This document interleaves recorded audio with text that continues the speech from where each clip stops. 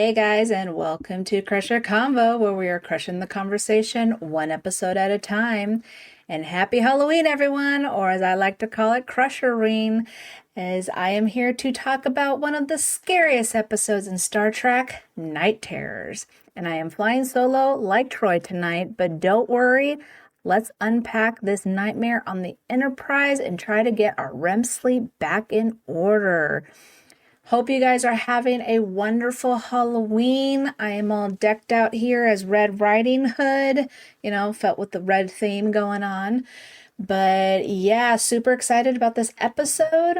I already have someone in the comments here. We got Aline, happy Halloween too. Thank you so much.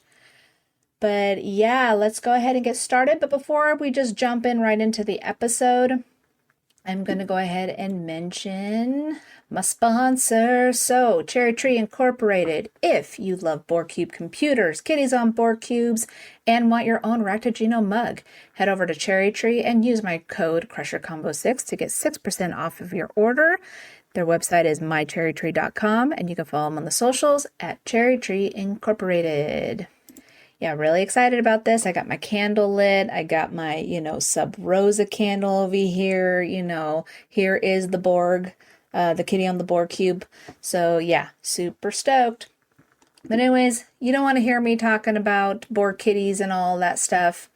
We want to talk about a spooky episode, which is TNG Night Terrors.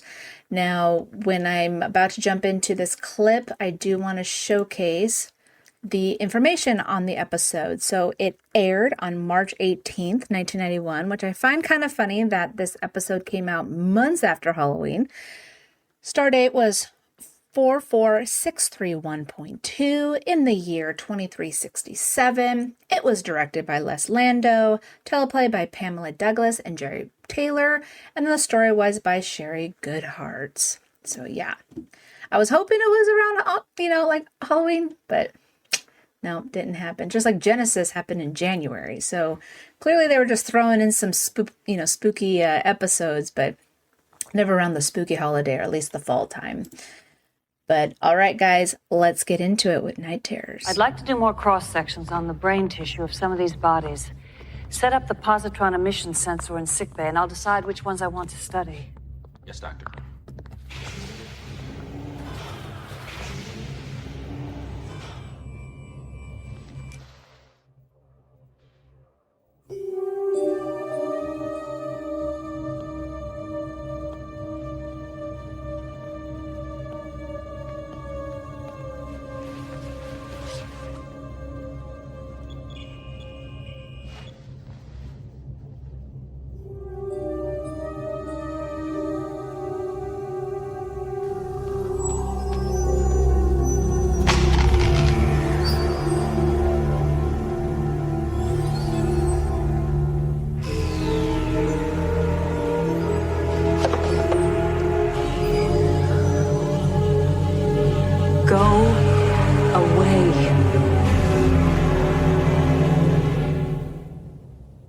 I'm out. That's it.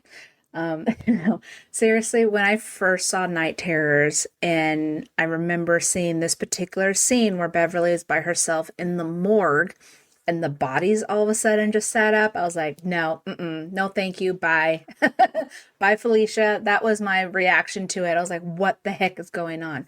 This whole episode, the moment it starts, creepy as fuck. I'm just going to throw that out there. Sorry, Mom.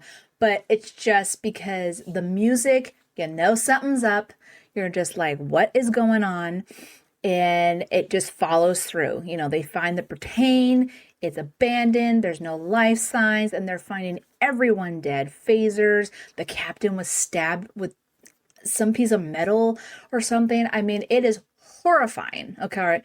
And then, of course, they find the Betazoid just, in a catatonic state, and he's like talking to himself and everything. It's like, what has happened? All right. So again, the moment you hear the music, something creepy is going to happen. And of course, we have Ed from My Figure Universe joining us in the chat saying spooky is always great this time of year. Absolutely. I agree. Aline says more creepy and fearful than most horror movies. To be honest, Yeah, I mean, there are a lot of Trek episodes that are really scary. And just off the top of my head, besides Night Terrors, I did Genesis last year. And of course, Schisms is another one. But even the one after this, I think was Identity Crisis, with the one with Geordi turning into that creature. That was creepy as well. So it was just a creepy time for everybody on the Enterprise. Little Olive, hello. Thank you for joining. Says she handled that incredibly well. Seriously. So I'm going to be talking about this in a little bit about how the guys like lost their minds and Beverly just had to be like, hang in there and say like, go away. And they did. Like she was incredibly strong. I give her and Geordi kudos because they were still working with no sleep. Okay. So want to mention that. But I did find it interesting that the boys were hit first. Okay. The first one you see is O'Brien. Okay. Paranoid. Okay. He's all upset at Keiko, thinking that she's doing something she's not supposed to while she was at work. And so you're like, okay, something's going on. But then also with Picard and Riker, you kind of can tell that they're already looking a little beaten up, a little sleep deprived. And even Worf had one slight little moment when he was late for their meeting. He was like, I was detained. And I was like, why? What was going on that was causing him to be late, right? His was super subtle before it went to that dramatic part of where, Troy had to stop him. But it's just interesting how the boys were the ones deteriorating quicker before the women were.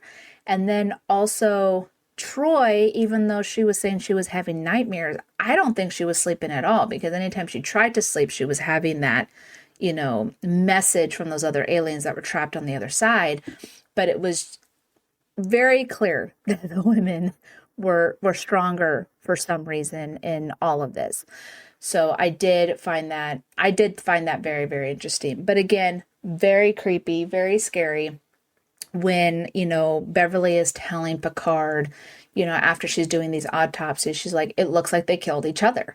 There's no other evidence that someone had boarded their ship and killed them. She says some were, killed by hand-to-hand combat.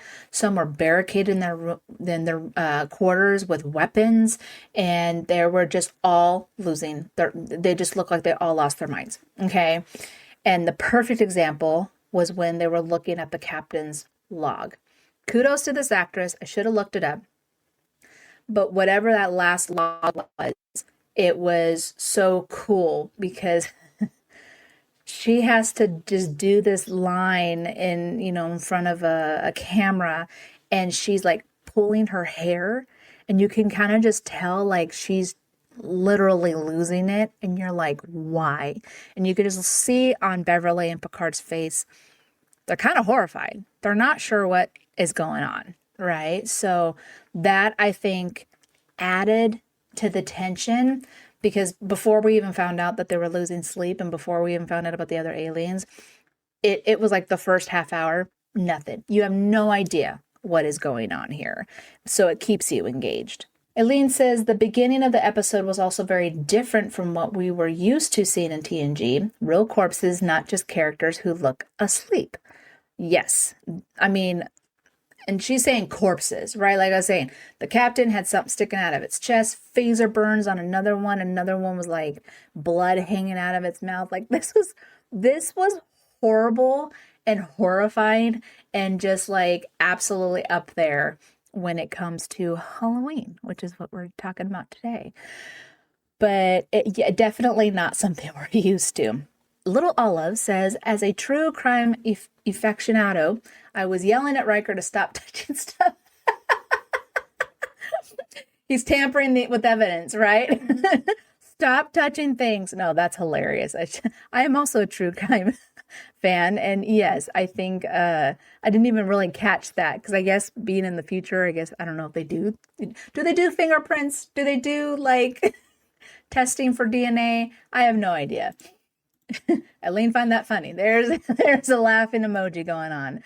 But yeah, definitely a really great start to this episode. And then it starts getting a little bit more creepy. Now, in this next clip that I'm actually going to show, I really want to highlight the acting in all of this. Okay. Just like that captain who had to do that last log and you're like, something's wrong with her. But of course, I got to give kudos to Gates, but everyone played a part. Everyone did a fabulous job. And so, yeah, I'm going to showcase this little ditty right here. I believe what the doctor means is that humans enter into what is known as REM sleep, rapid eye movement. It is the level of brainwave activity at which one dreams. We have to dream in order to survive. If we don't reach REM sleep, we don't dream. We begin to lose our cognitive abilities. We find it hard to concentrate. We forget how to do the most ordinary task. Then we become irritable, paranoid. Some people experience hallucinations. You're describing the situation on this ship. But Counselor Troy reported nightmares. Maybe it's because she's Betazoid. I don't know why. All I know is that there's more going on here than being caught in a Tychon's rift. And I don't know how or why it's happening. But I do know this. There is an inevitable conclusion to this pattern. And if I can't find a way to stop it, we will all go insane. Again, kudos to the acting here because, as you can see, Gates is struggling, right? She's trying to stay with the facts. She's trying to find the science and trying to find the medical reason behind all of it. And it was hard for her. And you see her just really struggling with even trying to get the words out, okay? And I was talking to a couple of guys over on TikTok where they were saying, data is very important in this episode. I was like, yeah, he's very important in a lot of episodes. I don't think they would have survived many incidences if it wasn't for Data, and this is one of them, right? He clearly is not affected by what's going on, but just Gates, like, she's tired, right? Beverly is tired, and Gates is really, emphasizing that, where she's just emotional and she just doesn't know how to control it. And then Picard is kind of he just looks drained and tired, and he's just sitting there just like trying to process the words that she's saying, but he's not really grasping all of it, right? They're trying to connect the dots, but they can't really get there. So it's really cool in that aspect that the actors like Troy, okay, Worf's way of just doing subtle little things, and then boom, the very ending part. And especially with Troy, because she's supposed to be affected but differently from them. So she's kind of on her own here, being like, I'm having nightmares of some, me flying in the air and a creature telling me, one moon circles, right? And she doesn't understand. And then she's like, I'm going to become like that guy if I don't figure it out. And so their time is limited but by this point, it's already been 10 days, no REM sleep, nothing happening. And again, medical reasons here is that we all kind of suffer if like we don't get enough sleep. It affects us, right? We're moody, we're cranky, we're just not able to process things, better than we could if we had gotten sleep. And that's what I really loved about this episode, is because it highlights that. It highlights about how important sleep is because of REM. So it was very scientific, very true to science, okay? And made it scary. Right? So something as little as just not getting REM sleep could affect them in such a way to the point that the Britane killed themselves. Okay. So anyways, that I think was a fabulous idea. Little Olive is saying, imagine the smell of decomp. I hope there was, some kind of filter going on in the Britane, but they seem to be handling it really well, which kind of makes me, a little worried about the 24th century. But we have Grandizer 12 in the chat. I am a skin of evil left here by a race of titans who believed if they rid themselves of me, they would free the bonds of destructiveness, which was Armis from the episode Skin of Evil.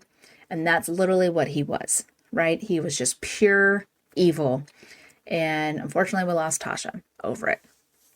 The concept for Skin of Evil was good. The execution, however, not so much. Also quotes, "You do not understand. I do not serve things evil. I am evil." And that was also Armis. So yes, that is true. Ed says, "I think when it comes to REM sleep, I tend to quote this episode quite often in life." Well, that quote that Beverly said, she's like, we need to, what does she say? We need to dream in order to survive. Okay. That's a pretty powerful quote because it's true. Like, we cannot survive without sleep. Like, that is just our process. And it's funny how they've kind of made a sleep a little bit of a joke, especially with the Vulcans, because they don't need as much sleep versus humans. And they kind of saw that as a weakness for humans, right? But, or at least some Vulcans, I'm not going to say all of them. But I think it's interesting that sleep is kind of one of those things that, plays a part in all of this, right? So it could tell a story in a way, or it can crack a joke, or it can, also divide two races in a sense.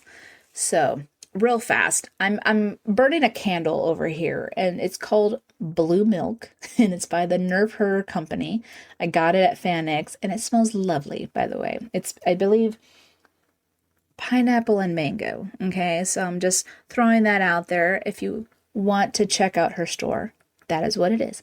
But I thought I wanted to have a little flame in the background, but no Ronan candle here. Well, actually, yeah, he's right there, but Ronan's dead. That's all that matters. Aileen says, "It's true. We are wondering for this episode of if an evil force was the cause." And it's funny because technically there wasn't an evil force. It was purely accidental, because they come to find out that, Troy is actually receiving a message from aliens that are trapped on the other side of this rift, and they can't get out unless they need hydrogen. So they're just like, shoot out some hydrogen, we'll explode it, boom, we'll escape, right? So they're sending out a message, but whatever frequency that they're using, it was affecting the humans in the sense that they were not getting any sleep. And because Troy was different, because her REM sleep is different, it affected her different, where she was receiving the message. But Tane was probably getting the same thing, but they were not understanding what was going on. And so unfortunately, these aliens accidentally killed the Pertain. Okay, the entire crew of the Pertain died because of these aliens just trying to escape. So it was very accidental. Oops, didn't mean to do that. And I'm sure they didn't even realize that they killed these people, because right after that hydrogen, explosion worked, they took off. They're like, bye. You see the Enterprise take off, and then you see them take off in another direction. So it was all accidental. There was no evil intent, which I think was good in the sense that, because I don't think this was supposed to be directly like a specific spooky episode. It just so happened to be scary for them because it was affecting them in a horrible way, right? So kind of like Genesis, right? She was just trying to take care of Barclay's flu and ended up creating a virus, right? It was purely accidental. It was not with ill will intent. And I think that's the same way with these aliens. What I do think is interesting, because as you're seeing this progress, some of the crew are they're showing that agitation. They're showing that aggression, that anger, right? And there's one particular crewman that they were highlighting. It wasn't not saying he's not important, but he's not one that we see often, okay? And of course, he's arguing with O'Brien. But the one person who's not affected is Guinan. What are your thoughts, guys? So how would Guinan not be affected? Is it because she lives a long life? Is her chemistry different than everybody else? I mean, there's really totally a lot of different reasons behind this, but I don't know if I like that she wasn't affected, or I kind of wish we kind of saw a different side to Guinan because of it, right? Because like the humans were losing their minds.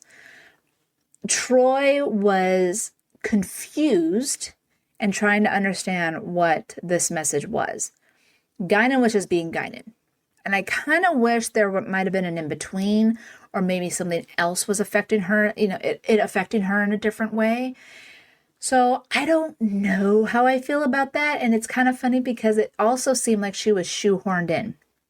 I know that they had to get Whoopi Goldberg into a certain amount of episodes per season, but this was just like, we got to write a quick episode.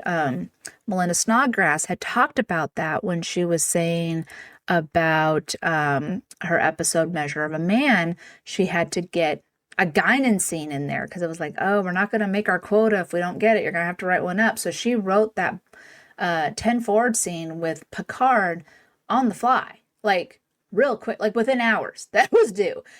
And so again, it seems like another Guinan scene was just kind of shoehorned in. Like, yeah, she's shooting phasers and she's trying to calm down this crowd, but I don't think it was necessarily needed.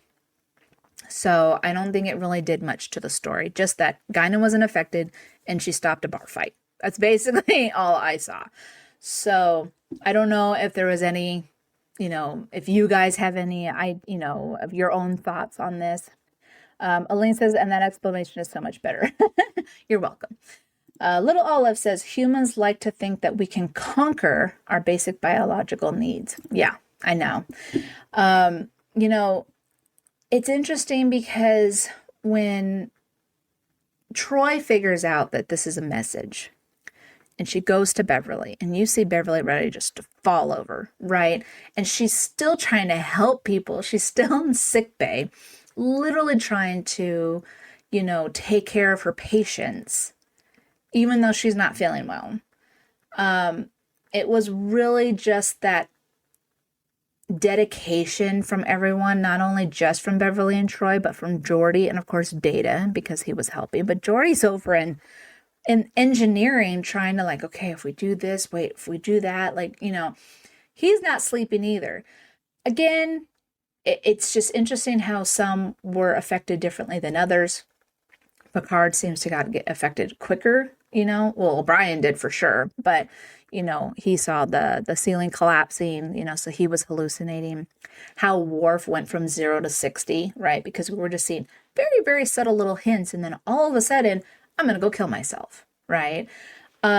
This episode actually was an episode that was part of my trauma recovery, because when, I've talked about my trauma before, I had to do an attempted suicide, which also had to do with a knife. And so after my trauma, this episode came on and I remember bawling because I could not handle seeing Worf with the knife in that fashion, right? So this episode became one of the episodes, including 17 Seconds from Picard Season 3, was part of my my recovery to try and get back to like where I could watch it and not, have PTSD or some kind of, anxiety or whatever to it. So watching it again today, I was like, oh yeah, I remember I wasn't able to watch that episode. Now I can. But like I said, for him, he just went from 0 to 60 in 2 seconds. And then I guess it's just because for him, I'm weak. I am not a warrior. I'm a failure. And I guess that was just kind of the Klingon side of things. So it was interesting that his REM sleep had affected him in that aspect, right? A Little Olive says 0 to 160 for sure. Like it was so quick, and Troy caught it real fast. Like it's amazing how she is dealing with this message and not sleeping and trying to figure things out. And she sensed like her radar just went off. Like she looked at him like and was like, oh crap, and followed him. Question. She called for security. I think this episode's great, but I would feel that there would not be any security at this point. I don't think security would have been able to help because they would also be affected. Maybe they're different aliens. Maybe they weren't affected as much. I don't know. They looked human to me. So I thought that was a little weird. Like, if you're going to be doing an episode where everyone is getting affected a certain way, and yeah, some might go faster than others, make sure that everyone's getting affected. But I think it was just easy for them to be like, call for security, because that's just the normal writing thing to do, right? So I don't think they really thought of that little detail, unlike us fans who are paying attention to those little details. That was one thing that stuck out. I was like, how is security even be able to like come and try to help in any way when they should also not be doing well? They should be looking like Beverly in sickbay, right? Like not looking so hot. I know we do have a lot of great, like I said, scary Trek episodes, and I'm curious if you guys want to drop it in the chat of what your favorite scary episodes of Trek. Of course, like I mentioned, Genesis is my absolute favorite. Schisms is a good one. I would even throw up there, oh shoot, the name is escaping me right now, where Riker was in the insane asylum, right? And of course, that was all alien intent, but he went through some stuff, right? You can even put Sub Rosa up there as a scary episode because Ronan was pretending to be a ghost, even though he was an alien, and he was manipulating her, and it was supposed to be scary and mysterious in some way.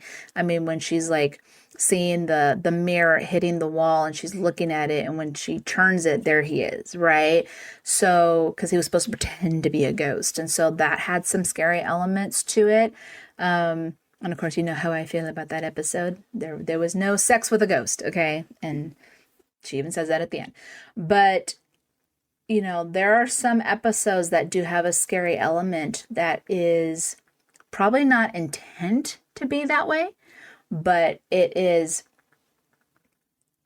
goes in that direction, but it keeps you engaged because if all of a sudden it's something different, it's not like a normal Trek episode. It keeps you engaged and wondering, what is going on. Thank you, little Olive. It is Frame of Mind. Yes. And I've done that episode, so I can't believe I forgot it. Aline says, one of my favorite creepy episodes is Voyager Oblivion. Awesome. I think what is it? Haunting on Deck 12 or something like that. That's a good one. That one's a real good one. The Best of Both Worlds freaked me out when I first saw it. That's what little Olive just said. Best of Both Worlds was scary in the sense that we knew very little about the Borg, and then really seeing it in action, and then Picard becoming assimilated was, I think, very hard for a lot of viewers because no one knew if Picard was going to survive. My husband being one of them, again, saying it was the longest summer of his life. And yeah, I just think some episodes were not meant to be necessarily scary, but they have a scary element to it. So definitely I would even say cause and effect, right? They have no idea what's going on. They're repeating the day. Everyone's repeating. There's not like one person that notices that they're not repeating. And of course, they have to try and figure it out. And of course, Data helps them in that aspect. And of course, Beverly was a big proponent in that one as well. So something about Beverly, she gave birth to a traveler and a Borg. So there's something seriously special about Beverly. But I haven't done this in a while, and I'm kind of stoked about it. I'm going to be doing a Nema Check It Out.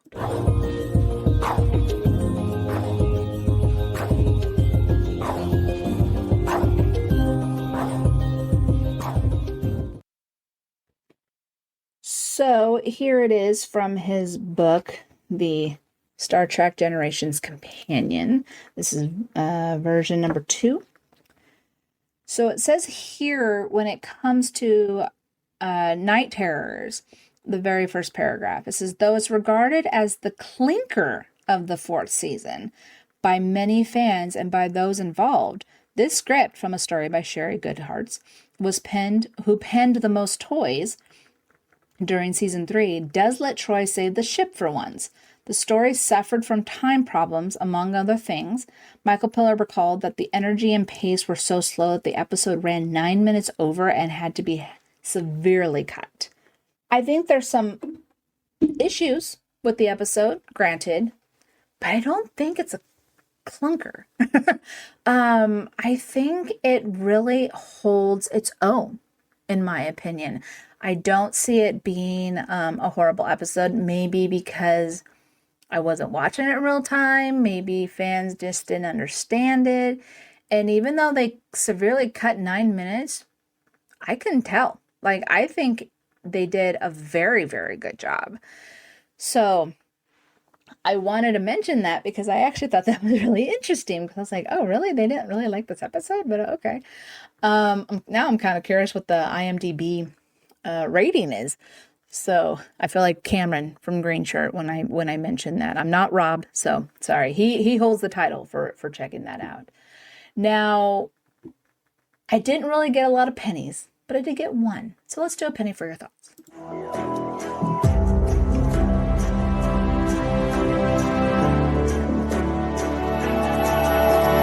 Penny for your thoughts. So 30,000 watts over at TikTok said, one of my favorite episodes from all of Star Trek. Also, it showcases the contributions Data makes to the crew in a way that only he could. Look at that.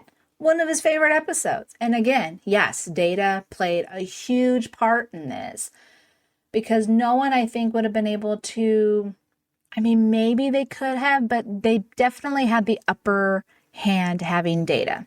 Right? He was able to take control of the ship. He was able to help Beverly. He was able to help Geordi and Picard. And so having that, I think, was super, super important.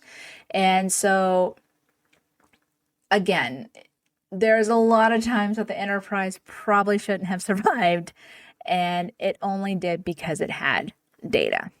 So that is definitely one of them.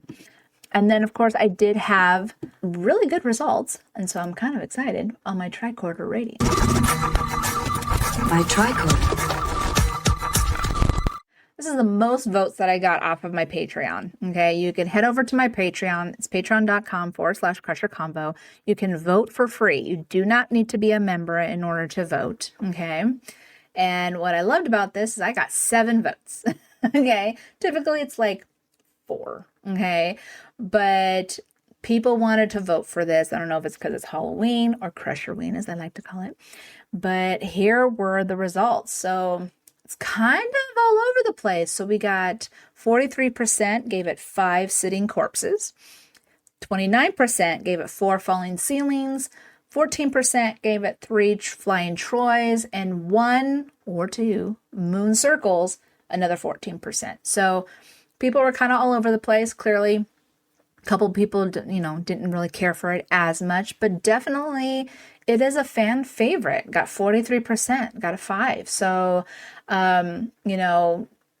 Larry must be talking about back in the 90s, but I think now for people, rewatching TNG and understanding it, they are fans. They are fans of this episode. And I think that goes a lot with a lot of the episodes. I think there's a lot of episodes that people at first did not like and now are like, it wasn't so bad.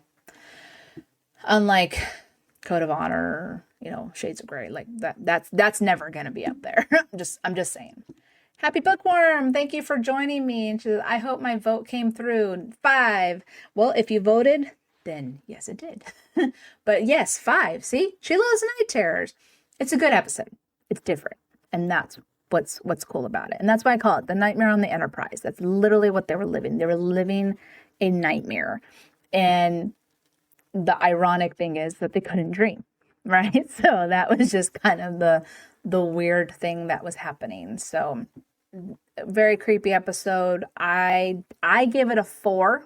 Okay. I'm in that 29%. I don't think it's perfect. Like, I had little nitpicks, like, how are the security guards, doing okay?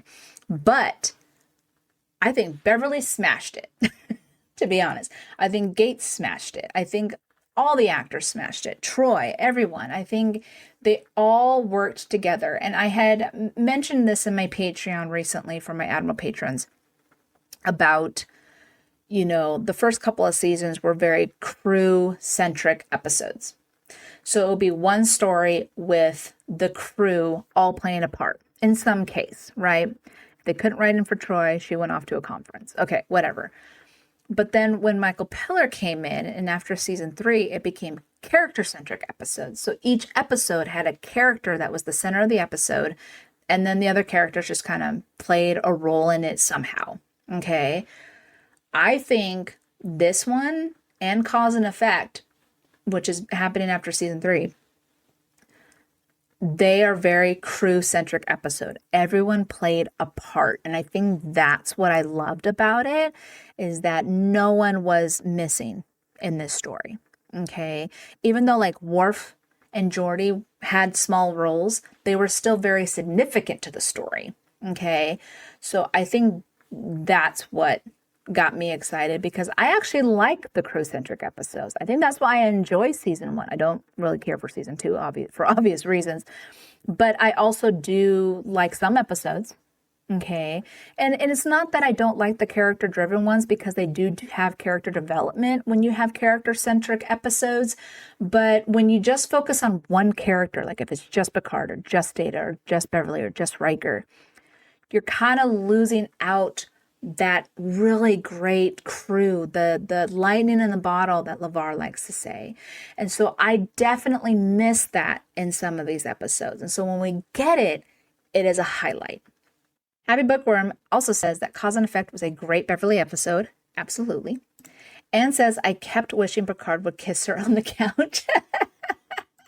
Maybe she did in one of those 17 times, right? We don't know. We only got to see a little bit, but as we know, their whole relationship was behind the scenes, was just hidden from the fans, unfortunately. She also says it was so funny to see her squeal when she won. It's great to see her outside the dignified doctor. And she's talking about when she won at the poker table. So yes, Aline does say the beginning of Cause and Effect with the Enterprise exploding. Scary face emoji. Yes. I know it's kind of interesting, because I did Cause and Effect, and it was like, that very beginning, the ship explodes, all that, and it's just like, well, it's over. Well, we're done, guys. Sorry. No. That is a really good way to grab the audience. Because all of a sudden they're like, we just saw the Enterprise explode. What's going on? And then all of a sudden you see them not dead in the next scene. And so you're like, what is happening? So Cause and Effect is definitely a good one. Now, I got other episodes to talk about, guys, but I'm also nearing the end of my season. So I only have 4 episodes left after this one. 3 particular ones that are going to be on the Sickbay Spinner. And my next episode is going to be happening in 2 weeks. And I have special guest Jim joining me. And so we get to find out what episode he gets. So here is the Sickbay Spinner.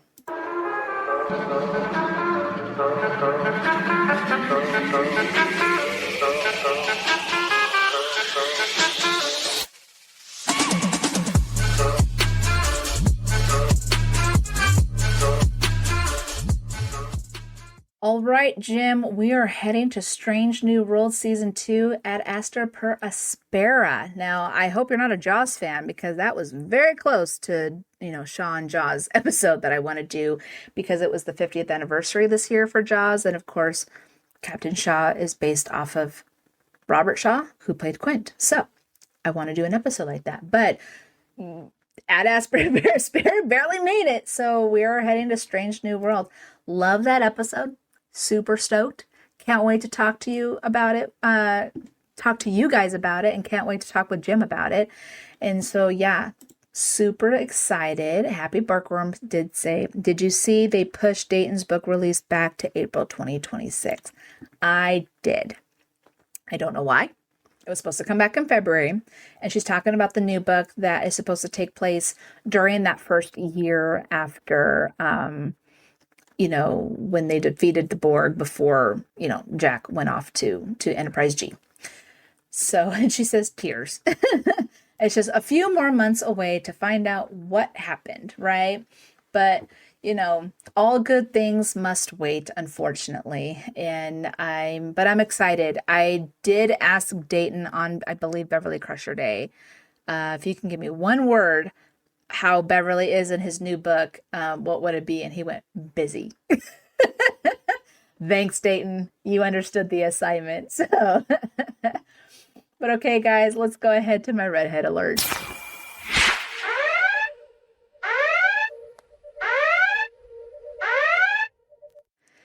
And of course, guys, you guys got to remember I'm still giving that giveaway of my Gates McFadden autograph of a photo that I took of her in the TNG reunion in 2023 STLV.